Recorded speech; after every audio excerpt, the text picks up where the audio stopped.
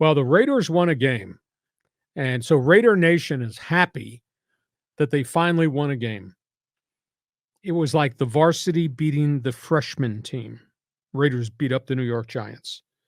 That quarterback in New York is done. Daniel Jones tore his knee ligament yesterday after coming back from a concussion, after coming back before that with a neck injury. Done.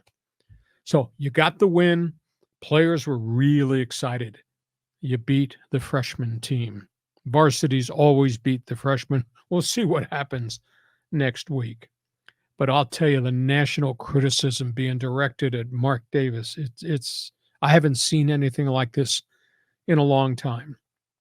So he fires his general manager, his coach, his offensive coordinator. Now we find out he fired the COO on the business side of the operation of the Raiders after just 3 months. Whoa. Last year, 5 top executives left amidst allegations of financial discrepancies, how they handled revenue that they were getting from the new stadium. 5 vice presidents left.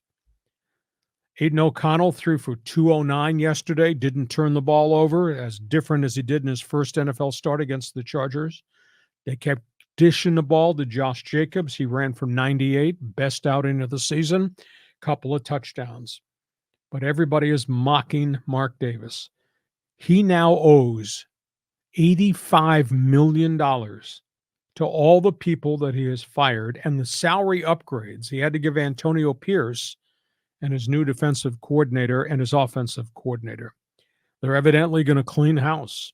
I don't think Jimmy Garoppolo is going to play the back half of the schedule. They're going to take a $25 million cap hit there. Mark Davis, the allegations had been written over the weekend. Las Vegas Review-Journal did a bit in-depth thing, and they obviously got players to talk, that Mark Davis interfered with the NFL draft, and he kept insisting, draft this guy, draft that guy. Hadn't worked out.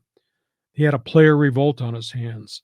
The allegations are that Josh McDaniel micromanaged every assistant coach on the staff. It would stop practice to go talk to the defensive line coach about this pass rush scheme.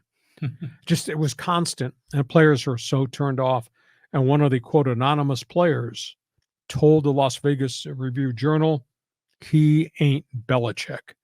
So going out the door, you got a team with just unbelievable turmoil. You got salary cap issues. I don't think they're a rich financial franchise. And you got the owner thinking he's like his father. I'm sorry, Mark Davis is not Al Davis. And I know when we do Fans Forum, there are going to be people who will be with us here in the chat room with something to say towards me. Before we go in that direction, the scoreboard does not lie, Raider Nation. John, write this number down. Since 2003, the Raiders' record under Al Davis and Mark Davis, 119 wins, 211 losses. They're almost 100 games below 500. In 21 years, Raider Nation, your team has had 2 winning seasons. They have now gone through, under Al Davis and Mark Davis, 13 head coaches or interim coaches in a 20-year span.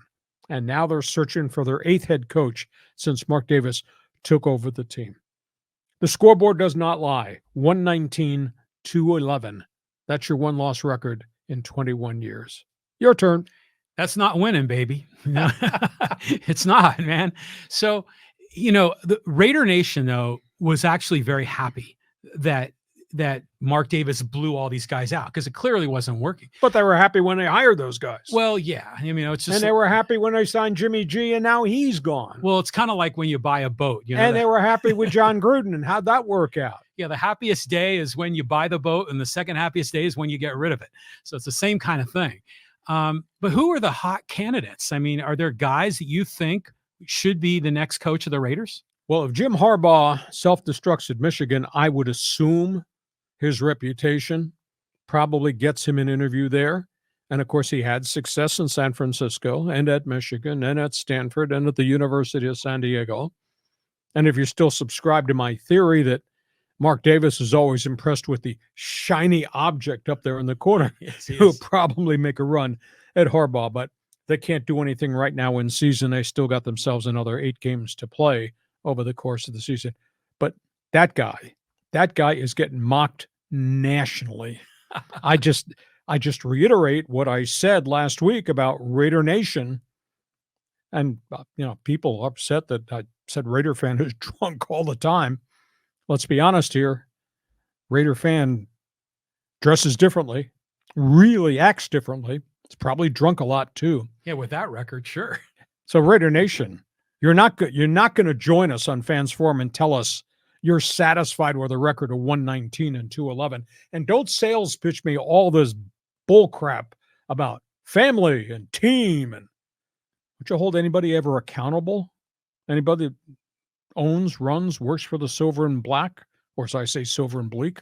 Oh, bad. Raiders situation out of control, but they played well. They won. They beat the freshman team in the New York Giants out on the field. We'll see what happens next week.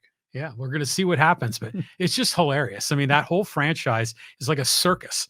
But if they could just figure it out, I mean, they have a huge fan base. I mean, if they could start winning again, I mean, they would just blow up with more revenue opportunities. It's a national brand. Oh, big time. A lot of drunks around the country, aren't there, John? Yeah. Yes, thank you very much. Hey, we get to halftime.